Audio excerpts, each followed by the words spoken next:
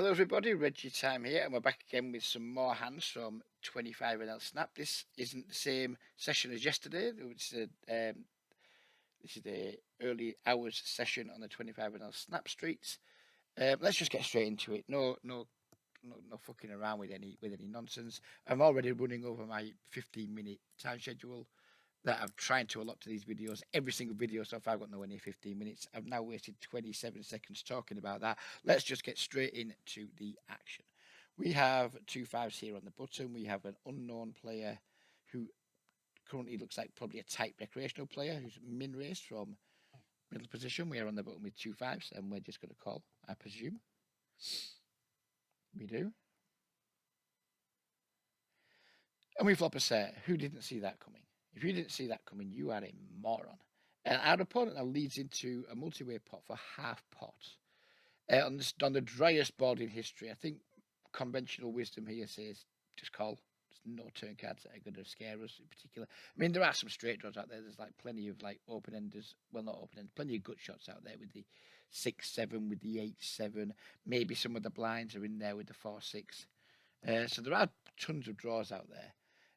But I think conventional wisdom here is just to flat. I wouldn't be surprised to see myself raise though, because even though conventional wisdom says just flat here, I think when we get like a recreational player who isn't playing a full stack, who looks on the tighter side, I think when we get them betting multi-way, I think this just represents like a pretty strong range. It's going to consist of a lot of overpairs that just aren't going to fold on a 3-5-9 board. So even though we should just have like play call only here, in theory, I think in practice in this configuration, I think we can just have some raises. Maybe knock out some of the draws in the blinds, or charge them an incredibly difficult price for them. Anyone's in the blinds like 4, 6, 6, 7, 7, 8, maybe even like your 4, ace 4, ace deuce, things like that. Knock those out. Get them out of the hand, get them fold their equity, and then maybe just stack an overpair over here. So I think most people would just call here, but I actually think raising's probably quite good in this one. Let's see what I actually do. I think raising could be good. No, I do just call. I think raising might have been better there. Turn a full house. How thoroughly exciting. Clears bets again, half pot. I think if we raise here, we just maybe we do start getting folds now if we raise. Maybe we do just have a call at this point. I think raising here will be much worse than raising the flop. I think raising the flop, we get... Fucking hell, my phone is ringing again. Apologies for that. Number two son he's got some advice he needs. I shouldn't feel salty about it ringing in the middle of a video. So yeah, where were we? Yeah, I think that raising here on the turn is going to give him more excuses, more reasons to fold on the repeat 9 than it would have been on the flop. I think we could, against an overpair, I think we guaranteed to get the money in on the flop if we raise. I think on the turn, I think raising would be a mistake. You watch me now, I'm probably going to go and fucking raising. I think it would be a mistake to raise here, though. The flop, I don't think it would be a mistake. Turn it, I think it would be a mistake. We didn't. We just called again. And then he goes all in. We'd obviously got the easiest call in the history of the world. This hand is really quite dull. I should really look back at these hands. The thing is, I don't want to look back at them before I just mark that. I just timestamp them. I think, right, review that. And I don't want to look back at them again because I want to be like viewing them with a fresh pair of eyes. If I look back at them again, I don't know. I think it works better this way. But in terms of like me having a day or so after playing the hand and then reviewing them again with less memory of what the hand was. But yeah, who knows? Maybe I wouldn't have reviewed this one in hindsight, but we have. Tough shit. And our opponent had pocket sixes. So had we raised the flop on the turn, he would have folded that, which would have been a disaster when we had the set. Just unfortunate he got there. Nothing else to be said about that hand. Move on to the next one. So in this hand, we have the 4-5 of spades in the cutoff. Let's just say we rolled low, because I don't think this is an open at a high frequency from the cutoff. So let's just say we rolled low or high or whatever. Let's just pretend we rolled for it and we got an open. We didn't, but let's just pretend we did. And then we just flopped the nut. I mean, sorry, this might be another boring one, but the next one to do is so don't worry, this video is going to be worthwhile. So we just flop the nuts here and we get someone, we're lucky enough to have somebody donk into us. I mean, I think we haven't decided what we're going to do yet. I think raising or calling here is completely fine. Perhaps raising might be a little bit better because I don't expect him to have too many donk folds on this board. He's either going to have flush draws that are going to want to like continue putting money in. He's going to have some sets. He's going to have some ace X. I just think when people donk these boards, I don't think they're folding very often. So I wouldn't hate raising whatsoever. We don't really want a spade to come off and then have our opponent get a little bit worried with his top pair of his sets. We don't want there's lots of cards that can kill our action. So I wouldn't hate raising here. Obviously, I don't hate just calling either. Looks like we are going to go with the raise. Totally on board with that. Our opponent calls. We get a beautiful brick on the turn. We still have the nuts. Just nice big bet here, like 2/3 pot, something like that. So anything around 18 to 20 bigs. Set up stacks are really easy river shove. That's too small, Reg, but never mind. We were still going to set up stacks nicely, but not as nice as it could have been. If we'd have put an extra, say, 5 big blinds on our turn bet there, he'd have been on 38.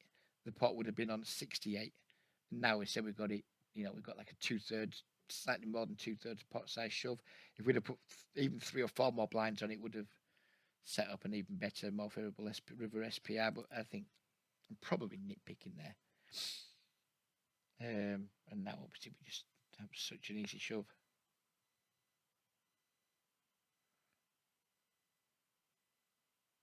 He calls and he has ace queen. I mean, if he plays his hand correctly pre, we probably don't even get to see a flop. As it is, he didn't play his hand pre very well, and then he didn't play it particularly well post flop. Yeah, so that's that. Sorry, the first 2 hands have been a little bit boring, just flopping a set, flopping a straight. Woohoo, well done, Reg. The next hand is going to take quite a lot of unpacking. It might be one of the most outrageous hands I've played in a very long time. And when I ran it past my friends in the study group session last night, it didn't go down well. It didn't go down well. One person, any of you Sky devotees who know Ryan Waller02, formerly a Twitch streamer, now just a full-time troll.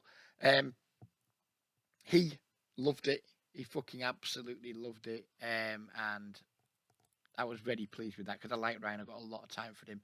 So getting Ryan's approval was good. I really enjoyed that. But most of the people were just like, what are you doing, you fucking moron? So let's just take a look at it. And as I said, there's a lot to unpack. So here we are with the Queen 10 of Hearts. Excuse me. Opened, middle position, standard. We've been 3-bet. I think this hand probably just wants to fold a lot. But we are pretty deep. Starting the hand 175 bigs deep. This guy is pretty loose aggressive.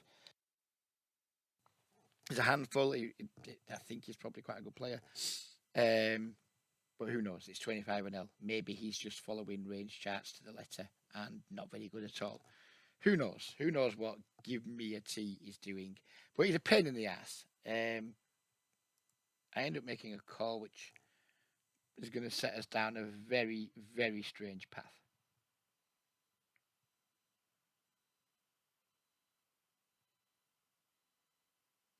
So we completely bricked the flop. And at this point, the people in the Skype group were like, not in the Skype, in the Discord group were like, when's this hand going to get interesting then, Reg?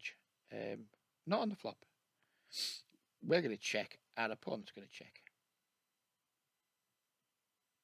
Turn 7. They were like, Reg, really? When is this hand going to get fucking interesting? Because again, it's a really boring turn card. I elected to lead here with the plan of like just double barreling against just to try and get some folds from like ace queen, ace king, ace X. That's, a lot of his ace X of his suited ace X that's 3-bet and missed. Although a lot of it's going to call at least 1-bet. He's going to have a lot of like ace 5 suited, ace 8 suited. Things like that, and basically, in my opinion, he's capped himself. I guess he can have some like pocket jacks that checks back here. Don't think he has pocket 4s, pocket 6s very often. He doesn't have any 2 pairs. So I think like the only like really nutted hand he has here is a set of jacks. You can obviously also sometimes check back some like queens, kings, and aces. Although I don't expect many people to check them back on this board texture. Although of course you can never rule it out. So I think even though he's like capped himself a little bit, I'm not completely stripping him of strong hands still. And I think he can still definitely have pocket jacks at a frequency, pocket aces, kings and queens, etc. So it's not always going to work, but I think we're entitled to. We've got our hand has no equity. We have to find some bluffs. This might be a shit one. I don't know. Theoretically, post flop, I do well post flop. I think I do well against the population because I understand how the population operates. I think I've got some quite good population reads that I think help me out really well. Help me do pretty well in the games.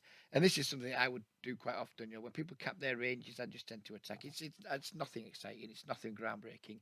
But I think I do this more than maybe some other people do, and I think it generally works quite well for me. So I'm gonna bet here, just like try and attack what I think might be a capped range. Do we bet?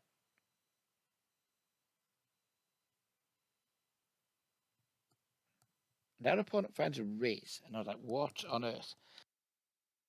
What on earth is this? He's like, check back the flop, and now he's wanting to raise the turn. I think the hands that want to do this are pocket sevens, would make a fucking ton of sense. Pocket jacks would make some sense too. And not much else. What's the straight setter out there? He doesn't have 8-5. Just doesn't have that. He doesn't have 3-5, or he shouldn't have. I mean, again, you can never say never, but he just doesn't. You can't factor those into his range. I think you can have some flush draws that checked back that now want to raise just for who knows what reason.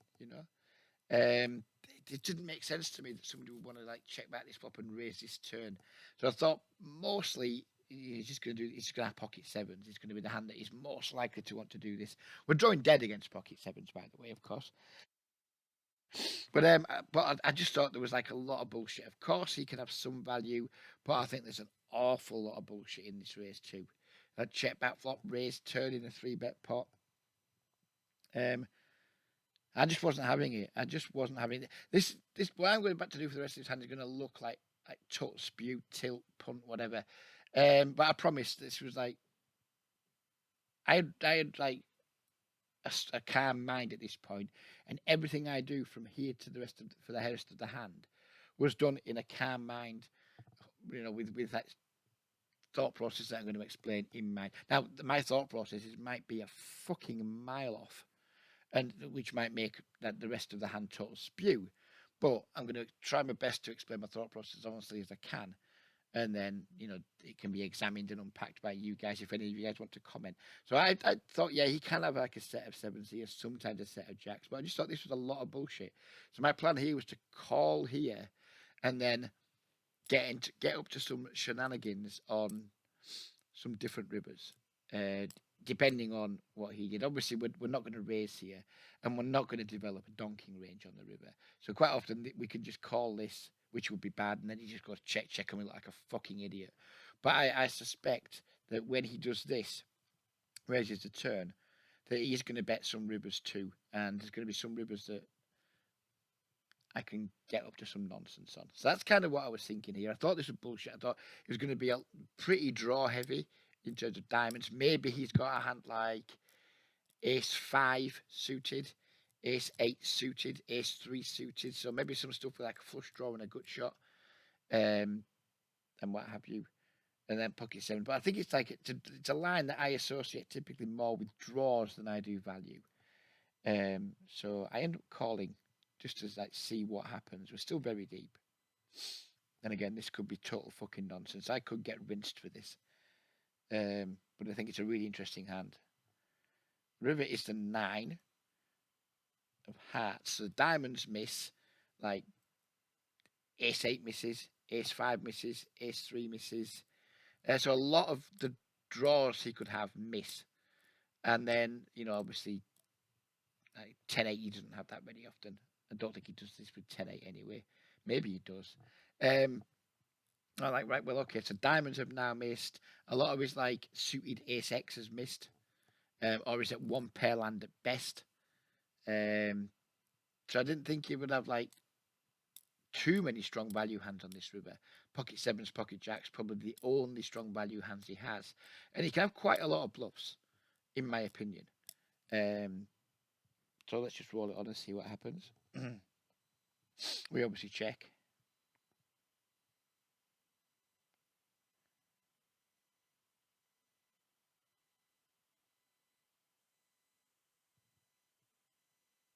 An opponent tanks and bets 50 bigs, and this was when naughty, naughty thoughts came into my mind because I don't think most villains in these pools use this size with a strong value hand.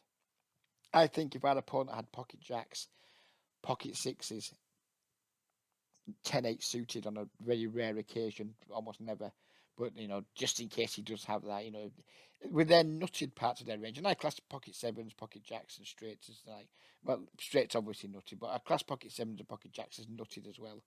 For the purpose of this conversation, I don't think people use this size with their nutted hands on rivers.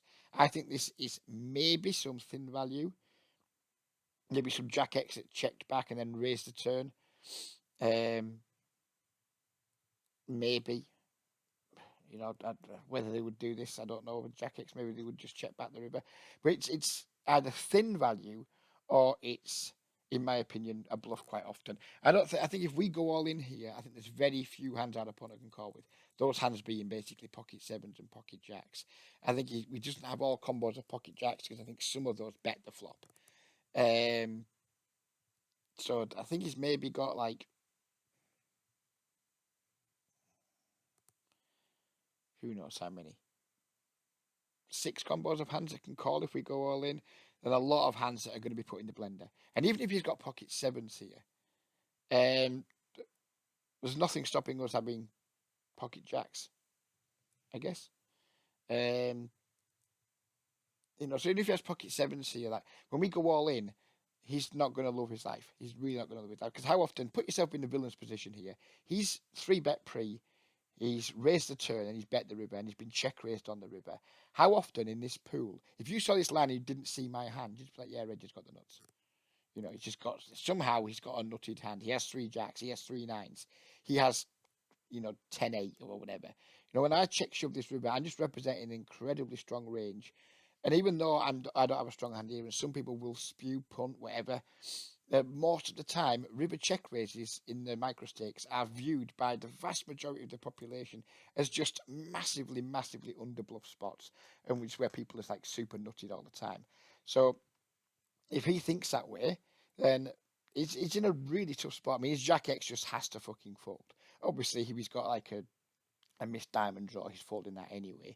But I actually think we can get folds here from pocket sevens if he's checked back pocket sixes on the flop, which maybe he 3-bets at a frequency pre, probably does 3-bet pocket sixes at a low frequency pre. So if he's checked back pocket sixes on the flop, shit spot.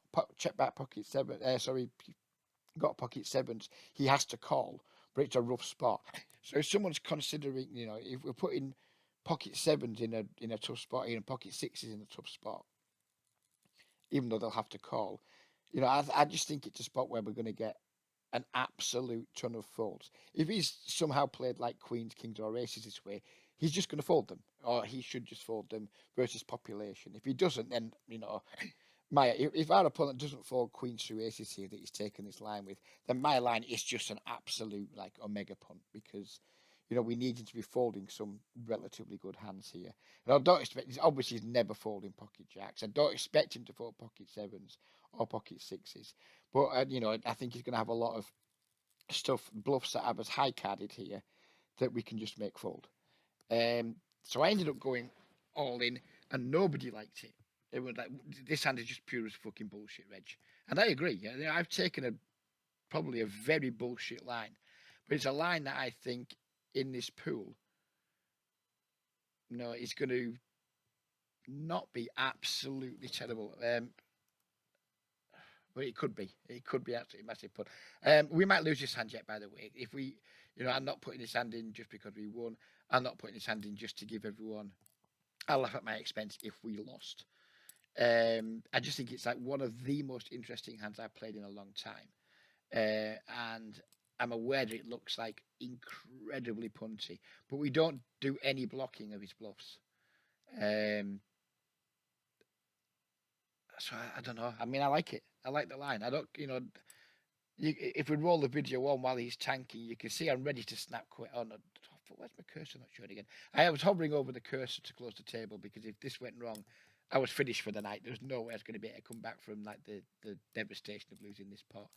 But yeah, I think this going to get a lot. This line is going to get a lot of criticism, maybe even some derision. But do you know what? I stand by it.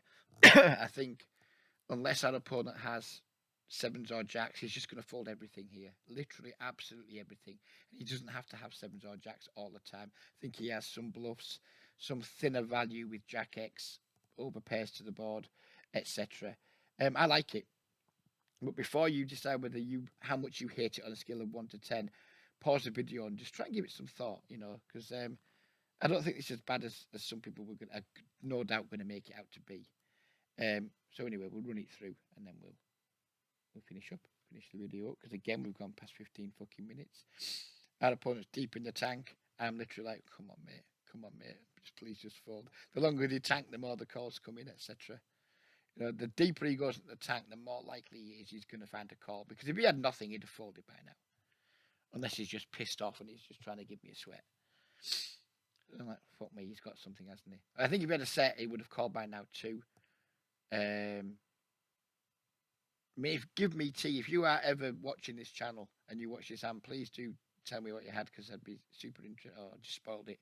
I just spoiled it because now fuck me, I spoiled my own video like a cunt, haven't I? Oh, fuck off, Reg, you fat idiot. Spoiler alert, he's gonna fold. Sorry, lads. Totally ruined the fucking tension. What a fucking cunt. But yeah, he was giving me a good sweat, and he did finally fold, and that was one of the most fun pots I played in an incredibly long time. I've been really interested in, like, Easty, who I watch quite a lot of content of, mostly just to watch him when he's losing because it's good fun. He has a video series called Punt or No Punt. Now, I would never, it would take me 5 years grinding to come up with the hands that a lot of the people on a lot of his like really talented guests come up with on his show. But that would be a hand that would probably make the cut in that series at some point because it is a punt. But is it a punt or isn't it a punt? Who knows? Anyways, we've gone on far too long again. Hope you enjoyed the video. Back again tomorrow. I still have some 888 hands I can look at, but I don't know what the content's going to be yet because I'm recording this video on a Wednesday and I've got plenty of time to make Friday's video. So take care, everybody. If you've reached this part of the video, you haven't liked and subscribed yet, please do both. Leave a comment and we'll see you again tomorrow. Take care, everybody, and bye-bye for now.